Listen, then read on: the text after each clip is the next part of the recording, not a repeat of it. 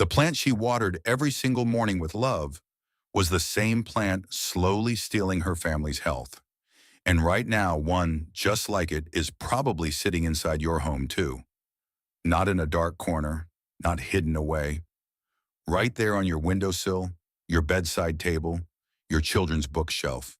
Chosen by you, placed by you, trusted completely by you. And nobody, not the store that sold it, not the blog that recommended it, not the friend who gifted it, one ever told you what it was quietly doing to the air your family breathes, the sleep your body desperately needs, and the health of every pet and child living under your roof. Here is the question nobody in the plant industry wants you to ask. What if natural does not automatically mean safe? What if the very instinct that made you fill your home with living, breathing, beautiful green things is the same instinct that has been working against you this entire time? Today, we are uncovering 20 of the most popular houseplants in the world. The ones in every home, every nursery, every wellness magazine, and what they may actually be doing to the people living beside them. And I promise you this, by the time we reach number 20, you will walk through your own front door and see your home in a way you have never seen it before. With number 14 alone, a plant being sold right now specifically as a bedroom health plant, will make you want to get up and move it tonight. This is the conversation that has been missing, and it starts right now. Now, before we go any further, let me be clear about something. This video isn't about making you afraid of nature. It isn't about ripping every plant out of your home and replacing them with plastic. This is about something far more valuable than fear. This is about knowledge. And for thousands of years, humans lived alongside these plants without fully understanding what they carried inside their leaves, stems, and soil. And today, historical records, toxicology research, and traditional medicine documentation are finally painting a picture that most plant lovers have never been shown. Everything you're about to hear is grounded in real research and documented historical use. But every person's health situation is different, so please, always consult a qualified medical professional before making any decisions about your health. Now, let's talk about what's growing inside your home.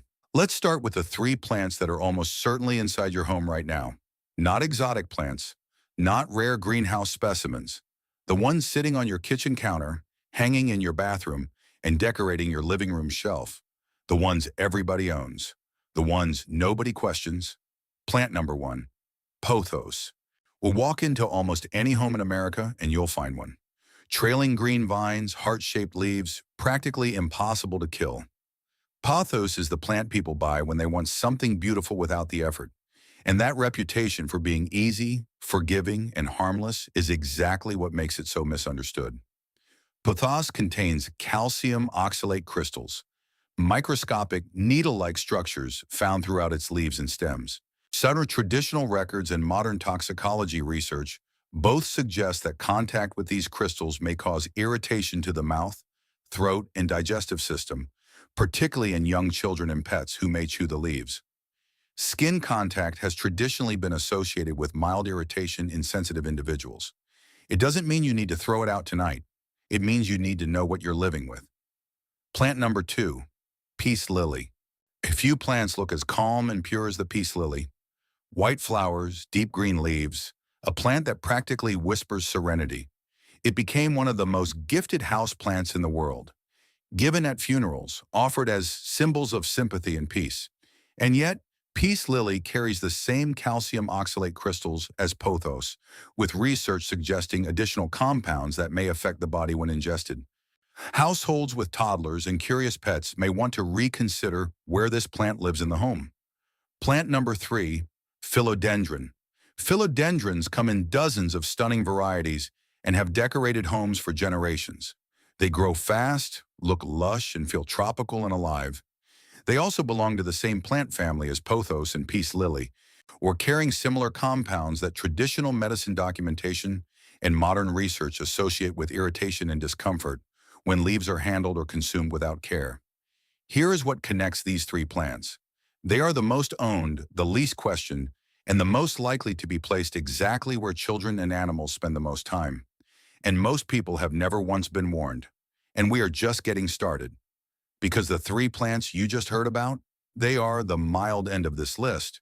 The further we go, the more serious this gets. There is a plant coming up at number 14 that is sold in nearly every garden center in the country, marketed specifically for bedrooms. And what research suggests about its nighttime effects will completely change how you sleep. Stay with me. There is something deeply human about trusting beautiful things. We fill our homes with them, photograph them, display them proudly on social media. And the plant industry knows this better than anyone, because the plants in this next group are among the most visually stunning you can buy. Rich colors, dramatic leaves, flowers that stop people mid-sentence, and every single one of them carries something their price tag never mentions. Plant number 4, Dieffenbachia. Walk into any plant nursery and Dieffenbachia is impossible to miss. Its broad patterned leaves in cream and deep green look like living art. It has decorated offices, Sioux hotel lobbies, and family living rooms for decades. But Dieffenbachia earned a common nickname in traditional records that tells a very different story. It was called Dumb Cane because historical accounts document that contact with its sap, particularly when the leaves are chewed or broken, was traditionally associated with swelling and temporary loss of speech. Modern toxicology research points to the same calcium oxalate crystals we discussed earlier. Present here in significantly higher concentrations. This is a plant that rewards admiration from a respectful distance. Plant number 5, oleander. Oleander is breathtaking. Clusters of pink, white, and red flowers that bloom with a confidence few plants can match. It has lined Mediterranean roadsides for centuries and found its way into countless gardens and indoor pots worldwide. But oleander has one of the longest and most serious entries in traditional poisoning records of any ornamental plant. Every part of the plant, leaves, flowers, stems, even the water it sits in, contains compounds that historical records and modern research both treat with significant caution. This is not a plant that hides what it is. History has always known. We simply stop listening. Plant number 6, caladium. Caladium leaves look almost supernatural, heart-shaped, paper-thin, one painted in combinations of pink, red, white, and green that no artist could fully replicate. They are sold everywhere as elegant, decorative indoor plants. They belong to the same broader plant family as Dieffenbachia and carry similar compounds documented in traditional records as causes of irritation and discomfort upon contact or ingestion. Here is the pattern worth noticing. The more extraordinary a plant looks, the less likely we are to ask questions about it. And that instinct, however human and understandable, is exactly what this list is here to gently correct. I want to tell you a story, not about a rare medical case in a distant country, about the kind of home you have probably walked into 100 times. A young mother, we'll call her Rachel, spent the better part of 8 months trying to understand why her family couldn't get well. Her youngest daughter woke up most mornings with a scratchy throat and watery eyes. Her husband complained of headaches that arrived without warning and left just as quietly. The family dog had developed a persistent cough that 2 veterinary visits failed to fully explain. Rachel herself felt a low, constant tiredness that no amount of sleep seemed to touch. She changed their diet. She switched cleaning products. She bought an air purifier. She kept every doctor's appointment, asked every question, followed every recommendation. Nothing shifted the pattern. It was her sister who finally asked the question nobody had thought to ask. She was standing in Rachel's living room, looking around at the lush, beautiful collection of houseplants arranged across every shelf and windowsill. And she said quietly, "Has anyone ever looked at the plants?" Rachel hadn't. Nobody had. Because plants are living things, green things, natural things. And we have been taught, almost universally, that natural means safe. What Rachel eventually discovered, only working with her doctor, was that several plants in her home belonged to families traditionally associated with the exact symptoms her family had been experiencing for months. Removing them didn't fix everything overnight, but within weeks the pattern began to change. This story is a composite illustration, not a single documented case, but the experience it describes, slow, invisible, easily misattributed symptoms quietly connected to the plants inside the home, is documented across traditional medicine records, toxicology literature, and the experiences of countless families who simply never thought to look in the right direction. Rachel's story isn't unusual, it's just rarely told. Until now. The plants in the last section announce themselves through beauty. You could see the drama in their leaves, feel the intensity in their colors. But the next three plants on this list are different. They don't dazzle you, they blend in. They sit quietly in corners, climb politely up trellises, and trail innocently down hanging baskets. They look so ordinary that most people never give them a second thought. And that ordinariness is precisely what makes them worth a very close look. Plant number 7, Dumb Cane, Dieffenbachia's quieter cousin. We touched on Dieffenbachia earlier. But Dumb Cane deserves its own moment here because it exists in so many homes under so many different names that people frequently own it without realizing what it is. It is sold under various labels in garden centers, often simply described as a tropical foliage plant. Traditional records consistently document its association with irritation upon contact, and modern research confirms the presence of compounds that demand respectful handling. The danger isn't dramatic, it's quiet. And quiet dangers have a way of going unnoticed the longest. Plant number 8, English ivy. English ivy is one of the most romantically regarded plants in the world. It climbs stone walls in poetry, frames cottage windows in paintings, and cascades beautifully from indoor hanging pots in millions of homes. It feels ancient and trustworthy. But traditional records and modern toxicology research both document that English ivy contains compounds associated with skin irritation upon contact and more serious concerns upon ingestion, particularly for children and animals who encounter it at ground level, exactly where they spend most of their time. Plant number 9, Lantana. Lantana produces clusters of tiny jewel-colored flowers that look almost too cheerful to question. It is a popular choice for porches, patios, and indoor pots. Yet traditional records across multiple cultures document lantana with considerable caution, particularly regarding its berries, which research suggests may carry compounds requiring serious respect, especially around young children who are naturally drawn to anything small, bright, and berry-shaped. What connects these three plants is something worth sitting with for a moment. Danger doesn't always wear a warning color. Sometimes it wears the most familiar, forgettable face in the room. And familiarity, more than almost anything else, is what lowers our guard the furthest. Before we go any further, I want to ask you something directly. Of the 9 plants we have covered so far, pothos, peace lily, philodendron, Dieffenbachia, oleander, caladium, dumb cane, English ivy, lantana. How many are sitting in your home right now? Drop the number in the comments below. Just a number. No explanation needed. Because what comes next on this list moves into territory that is going to feel much closer to home than you expect. For the last several years, one of the biggest trends in home wellness has been filling living spaces with plants specifically to improve the air inside. Magazines recommended it. Interior designers promoted it.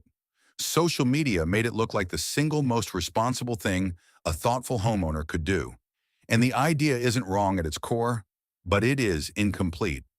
Because what that conversation almost never includes is this. Some of the most popular plants chosen specifically for air and wellness benefits may carry their own complicated relationship with the air around them. And for certain people, that relationship matters enormously. Plant number 10, ficus. Ficus trees are elegant, tall, and deeply satisfying to own. They bring a sense of maturity and permanence to a room that smaller plants simply cannot match. But ficus is also one of the most well-documented plants in allergy and sensitivity research. Studies suggest that ficus plants release latex particles into the surrounding air. And for individuals with latex sensitivities, research indicates this may be associated with respiratory and skin responses that are rarely traced back to the plant itself. People spend months searching for answers that are standing quietly in the corner of their living room. Plant number 11, snake plant. A snake plant became the symbol of the low-maintenance wellness home. It was celebrated for supposedly releasing oxygen at night, recommended for bedrooms, praised endlessly across wellness platforms. And while snake plant does have genuinely interesting properties, it also produces pollen and releases microscopic particles that research suggests may trigger responses in individuals with sensitivities, particularly in the enclosed. Any low ventilation environment of a bedroom where people spend 6 to 8 uninterrupted hours every night. Plant number 12, chrysanthemum. Chrysanthemums are cheerful, colorful, and widely available in every garden center and grocery store flower section. They are also among the most documented plants in sensitization research. Studies suggest chrysanthemums may release compounds that are traditionally associated with respiratory and skin responses in sensitive individuals. Like they are beautiful, they are popular, and they deserve to be placed with considerably more thought than most people currently give them. Here is the thread connecting these three plants. The conversation about houseplants and air quality is real and important, but it has only ever been told from one direction. This video exists to show you the other side of that story. Let me tell you about a man named Daniel. Daniel was 43 years old, healthy by every measure he knew, and completely mystified by what had been happening to his body for the better part of a year. Every morning, he woke up congested, not sick exactly, not feverish, just perpetually, stubbornly blocked. His eyes itched in a way that felt almost seasonal, except no season ever fully explained it. His sleep had quietly deteriorated from deep and restful to shallow and interrupted without any obvious reason he could identify. He visited his doctor twice. He changed his pillow. Often, he cut certain foods from his diet. He downloaded a sleep tracking app. He tried everything a reasonable, health-conscious person tries when something feels subtly, persistently wrong, but never quite wrong enough to feel like an emergency. Nobody asked him what was on his bedside table. It was a snake plant, recommended to him by a wellness blog, placed deliberately in his bedroom because he had read, in multiple places, that it was specifically beneficial for sleep and nighttime air quality. So he had chosen it intentionally, carefully, and with genuine good faith. When his doctor finally suggested removing it as part of a broader elimination process, Daniel was skeptical. It took him 3 weeks to notice that his mornings felt different, clearer, quieter in a way he hadn't experienced in months.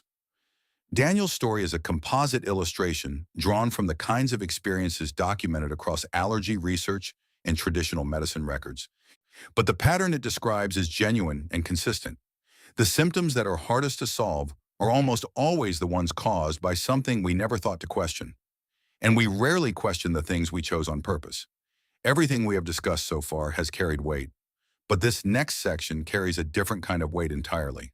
Because the plants we are about to cover don't just present concerns for adults who can read labels, recognize symptoms, and make informed decisions about their own exposure.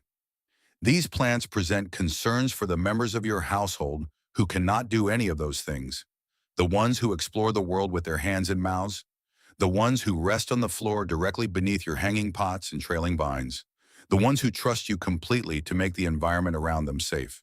Plant number 13, sago palm. Sago palm is one of the most architecturally striking plants available for home decoration. Its feathery, symmetrical fronds give any room an immediate sense of tropical elegance. It is widely sold, widely owned, and widely admired. It is also one of the most seriously documented plants in veterinary toxicology literature. Research and traditional records consistently place sago palm among the plants requiring the greatest caution in households with animals and young children. Every part of the plant carries compounds that toxicology research treats with exceptional gravity. Like its beauty is real, but so is what it carries. Plant number 14, autumn crocus. Autumn crocus produces delicate pale purple flowers that look almost too gentle to concern anyone. It is occasionally kept as an indoor ornamental plant and appears in gardens that connect directly to living spaces. But traditional poisoning records and modern research both document autumn crocus with serious and consistent caution. Its compounds have been studied extensively, and the research literature treats this plant with a level of respect that its soft, innocent appearance does absolutely nothing to suggest.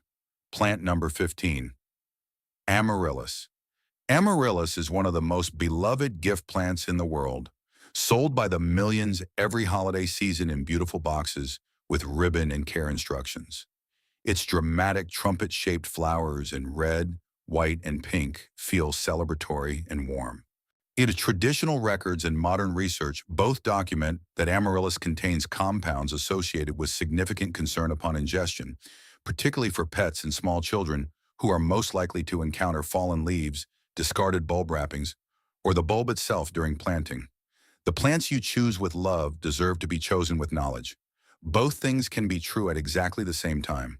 We are now 15 plants deep into this list.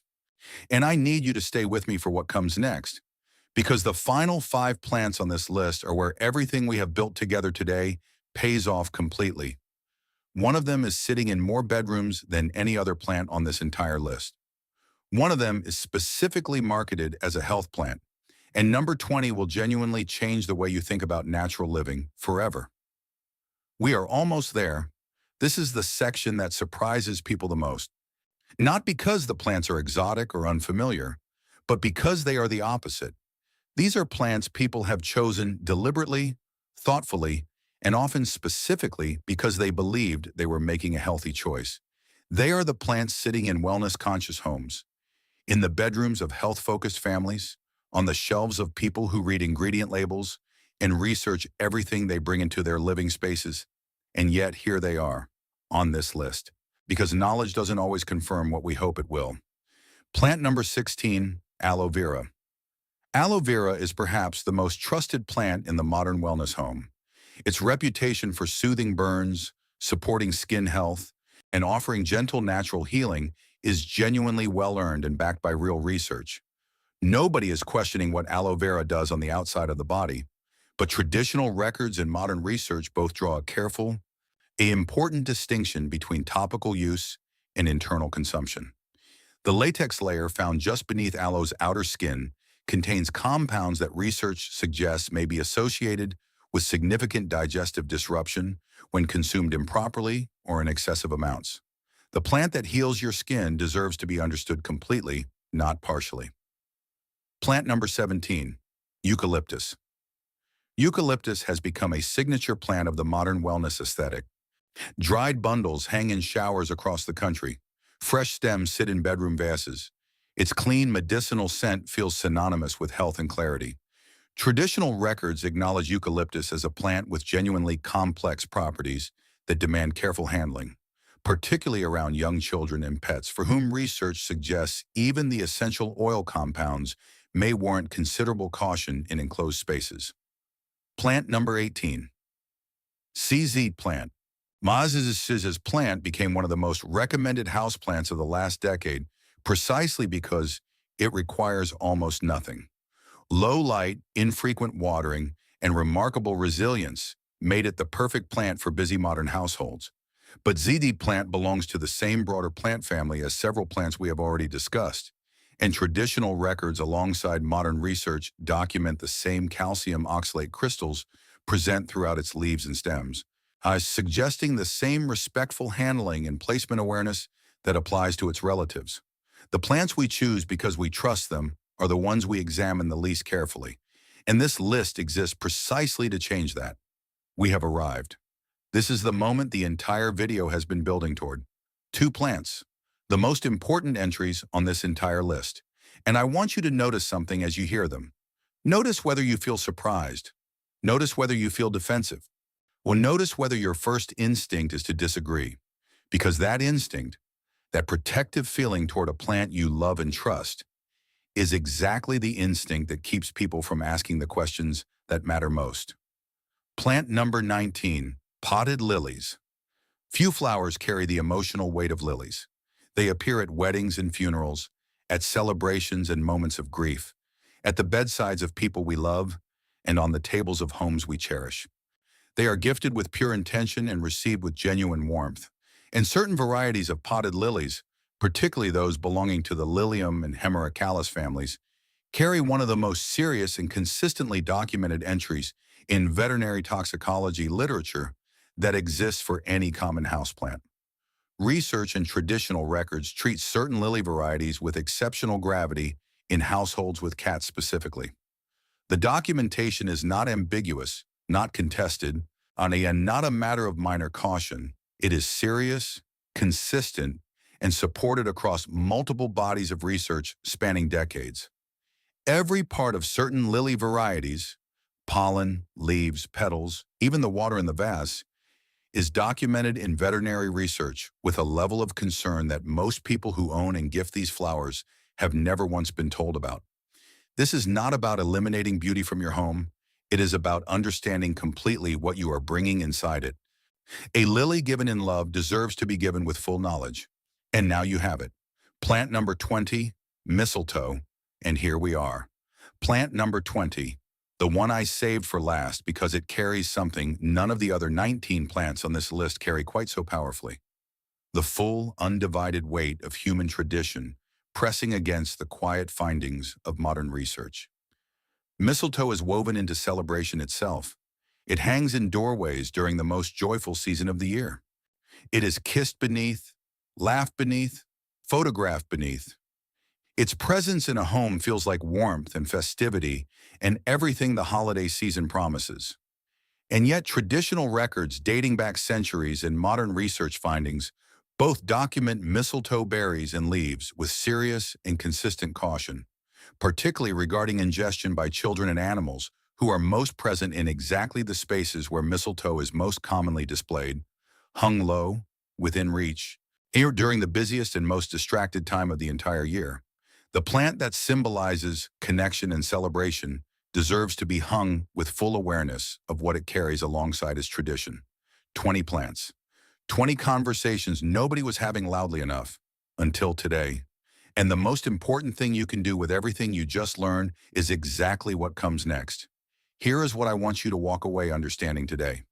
This video was never about fear. Fear freezes people. Fear makes people defensive and dismissive and quick to close a tab. This video was built on something entirely different. It was built on the belief that the people who love their homes, love their families, and love the natural world most deeply are exactly the people who deserve the most complete and honest picture of what they are living with every single day. 20 plants. Some of them are sitting in your home right now. Some of them were gifted to you with genuine love and zero harmful intention. Some of them you chose carefully, deliberately, and with the purest instinct toward natural, beautiful living. None of that changes. What changes is simply this. You now know something you did not know when you pressed play. And knowledge, real knowledge, is the only thing that genuinely protects the people and animals you love most. You do not need to empty your home tonight. You do not need to become afraid of every green leaf and trailing vine. What you need to do is exactly what thoughtful, caring people have always done when they receive important information. You pause. You look around your space with fresh eyes. You move certain plants out of reach of children and animals. You research the specific varieties you own. And you always consult a qualified medical professional or veterinarian before making any health decisions for yourself or the living things in your care. That is it. That is the entire ask. Not fear, just awareness. Not panic, just knowledge applied with the same love and intentionality that led you to fill your home with living, breathing, beautiful plants in the first place.